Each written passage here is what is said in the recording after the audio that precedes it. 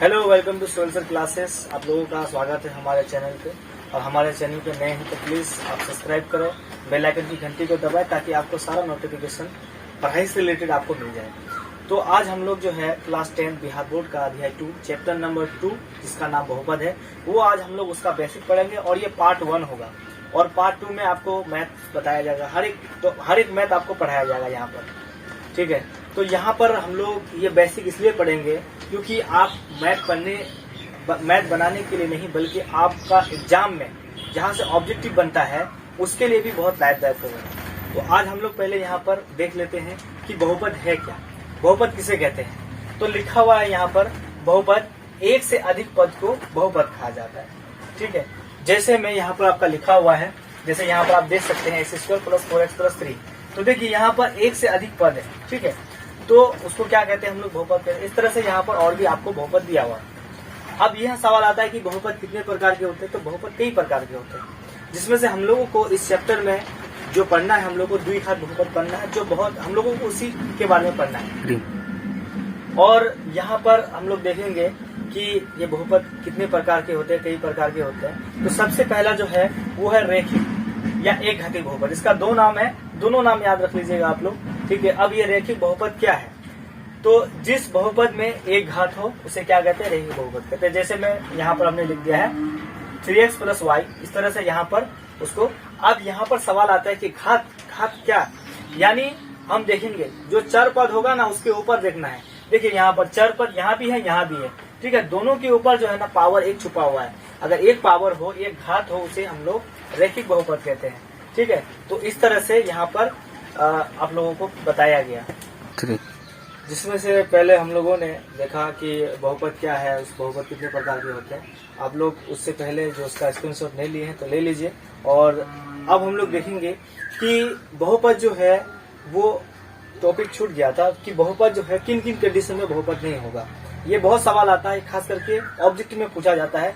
तो ये हम ऑब्जेक्टिव के लिए आपको बता रहे हैं। यहाँ पर देखिए बोर्ड में इस तरह से हम यहाँ लिख दिए हैं, ठीक है। देखिए 4 स्थिति में बहुपद कभी नहीं होगा, ठीक है। और देखिए यहाँ पर कि क्या क्या नहीं होगा। जैसे पहला पॉइंट है कि घात कभी ऋणात्मक नहीं होगा।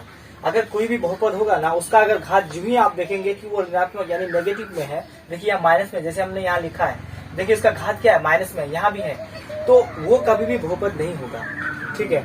इसी प्रकार यहाँ पर देखिए दूसरा वाला पॉइंट है कि घात का भी भाग में नहीं होगा। अब यहाँ देख सकते हैं, जैसे यहाँ मैंने बहुपद दिया है, देखिए इसका घात जो है ना बटे में है, यानी बटे में कभी भी बहुपद नहीं होगा, ठीक है। यहाँ पर मैंने दो एग्जाम्पल दे दिया है, ठीक है। इसी प्रकार तीसरा कंडीशन क्या है कि चर पद कभी भाग में नहीं होगा। चर पद का मतलब जैसे यहाँ देख सकते हैं, देखिए ये जो चर है ना, ये इसका मान बदलता है, ठीक है। तो ये देखिए इसका मान, ये जो है ना, ये बहुपद नहीं होगा। ये तीसरा कंडीशन है इसका। चौथा कंडीशन क्या है कि चर रूट में कभी भी नहीं होगा। देखिए यहाँ पर इस तरह से, यहाँ जैसे मैंने समझाया, यहाँ ये रूट में है यहाँ पे चर, और यहाँ पर देख सकते हैं यहाँ ये बहुपद नहीं होगा। तो आप याद रखिएगा, 4 कंडीशन छोड़ के बाकी सब बहुपद होगा। इन चारों कंडीशन में बहुपद नहीं होगा। आप लोग इसका एक स्क्रीनशॉट ले लीजिए। तो हम लोगों ने देखा कि बहुपद क्या है, बहुपद किन कंडीशन में नहीं होगा, और हम लोगों ने उसमें रेखिक बहुपद के बारे में पढ़ा कि रेखिक बहुपद क्या है, ठीक है। मैंने वो चीज आप लोगों को पहले ही बता दिया है, ठीक है।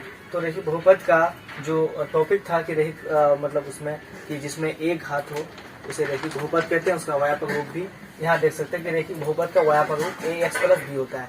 ये मैं इसलिए बता रहा हूँ आप लोगों को क्योंकि ये ऑब्जेक्टिव में बहुत पूछा जाता है, इसलिए मैं ये चीज बता रहा हूँ, ठीक है। और रेखिक बहुपद का शून्य कितना होता है, 1 होता है। ये ऑब्जेक्टिव में डायरेक्ट पूछ देता है कि बहुपद का शून्य कितना होता है। तो ये मैंने पॉइंट बाय पॉइंट आपको लिखा दिया है, और इसका आप लोग नोट करते चले, ताकि आप हर एक चीज उसको नोट करेंगे। नोट अगर आपका अच्छा होगा तो आपकी अच्छी पढ़ाई होगी, ठीक है। तो अब हम लोग देखते हैं कि बहुपद, रेखिक बहुपद कई प्रकार के होते हैं, ठीक है। तो हम लोगों ने रेखिक बहुपद पढ़ लिया। अब हम लोग देखते हैं कि दूसरा क्या है। तो दूसरा का नाम है द्विघाती बहुपद, ठीक है। अब ये द्विघाती बहुपद क्या है कि जिस बहुपद में 2 घात हो उसे क्या कहते हैं, द्विघाती बहुपद कहते हैं, ठीक है। जैसे यहाँ पर हमने लिख दिया है x² + 4x + 3। अब इसको पहचानेंगे कैसे, देखिए इसके ऊपर, यानी चर के ऊपर देखिए कितना घात है, 2 घात है, तो ये हो गया द्विघाती बहुपद। यहाँ भी देख सकते हैं, ठीक है, इसके ऊपर कितना घात है, 2 घात है, द्विघाती बहुपद है, ठीक है। अब इसका क्या है कि द्विघाती बहुपद का व्यापक रूप, ये ऑब्जेक्ट में पूछता है, बार बार पूछता है एग्जिट में। आप लोग यहाँ पर पॉइंट बाय पॉइंट उतारे, स्क्रीनशॉट लेके चले, ठीक है। इसका व्यापक रूप देख सकते हैं, x square plus b x plus c होता है, ठीक है। और द्विघात बहुपद का शून्य कितना होता है, 2 होता है। तो ये पॉइंट बाय पॉइंट हम आपको लिख रहे हैं, ये मेहनत कर रहे हैं आप लोगों के लिए। हम सारा चीज आपको यहाँ पर बोर्ड में लिख के समझा रहे हैं, बता रहे हैं, ठीक है।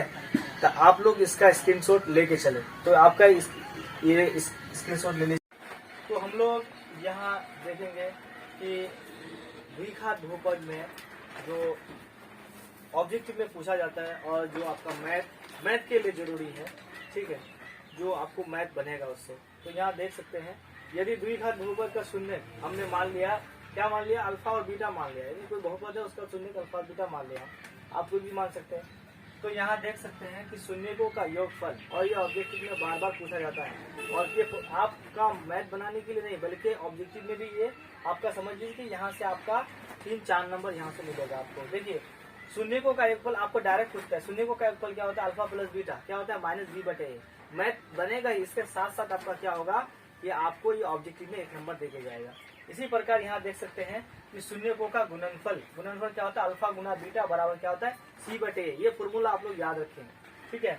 उसी प्रकार यहाँ देख सकते हैं कि द्विघात बहुपद का सूत्र, जो आपको कहीं पर 2 शून्य दे देगा, आपको सूत्र बोलेगा कि बहुपद निकाले, तो हम लोग इस फॉर्मूला से उसका बहुपद निकालेंगे, ठीक है। और इसी प्रकार यहाँ पर हमने देखा कि बहुपद जो है द्विघात बहुपद में, ये यहाँ पर 3 चीज मैंने लिखाया, और इसके बाद पहले भी मैंने दिखाया, शायद आप उसका स्क्रीनशॉट ले लिए होंगे। अगर नहीं लिए हैं तो आप उसका वीडियो को आप रिवर्स करके भी देख सकते हैं, और उसके बाद वहां से आप स्क्रीनशॉट ले सकते हैं, ठीक है। तो यहाँ हम लोग एक घाती बहुपद भी पढ़ लिए, द्विघाती बहुपद भी पढ़ लिए। आप देखेंगे त्रिघाती बहुपद। तो त्रिघाती बहुपद क्या है, तो जिस बहुपद में 3 घातों से क्या कहते हैं, त्रिघाती बहुपद कहते हैं, ठीक है। इसका व्यापक रूप हम यहाँ बता देते हैं आपको। इसका व्यापक रूप होता है, यहाँ पर इसका व्यापक रूप होता है ax³ plus bx plus cx plus d होता है, ठीक है। तो ये हम लोगों को ज्यादा पढ़ना नहीं पड़ेगा, ठीक है। हम लोगों को जो पढ़ना पड़ेगा यहाँ पर, ये द्विघात बहुपद पढ़ना पड़ेगा। तो ये पार्ट 1 है, हम लोग जो है पार्ट 2 फिर दूसरे क्लास में देंगे आपको, और ये छोटा छोटा वीडियो हम लोग आप लोगों के लिए बना रहे हैं। इसके बाद लाइव क्लासेस भी चलेगा, आपको हर एक चैप्टर का बहुत ही आसान तरीके से आपको समझाया जाएगा, पढ़ाया जाएगा। बिल्कुल ऐसा लगेगा कि आप हमको यूट्यूब पे या फिर आप हमको वीडियो क्लास में नहीं, बल्कि ऐसा लगेगा कि आप लाइव क्लास जो आमना सामना पढ़ रहे हो, ऐसा लगेगा आपको। बहुत ही आसान तरीके से आपको हर एक एक्सरसाइज, हर एक टॉपिक, हर एक चीज बताया जाएगा, और पूरा मैथ का आपको सोल्यूशन दिया जाएगा रिकॉर्डिंग वीडियो। तो आप लोग हमारे चैनल से जुड़े, अगर नए हैं तो सब्सक्राइब करें। हम लोग आपके लिए बहुत मेहनत करते हैं और चाहेंगे कि आपको अच्छा से अच्छा पढ़ाए, समझाए। यही हमारा हम लोगों का जो सोच है, ठीक है। तो आई होप कि आप लोगों को ये अच्छा लगा होगा, मैं पाया होगा, आपको समझा पाया हूँ। तो आप लोग नए हैं तो हमारे चैनल को सब्सक्राइब करें, लाइक करें। Thank you.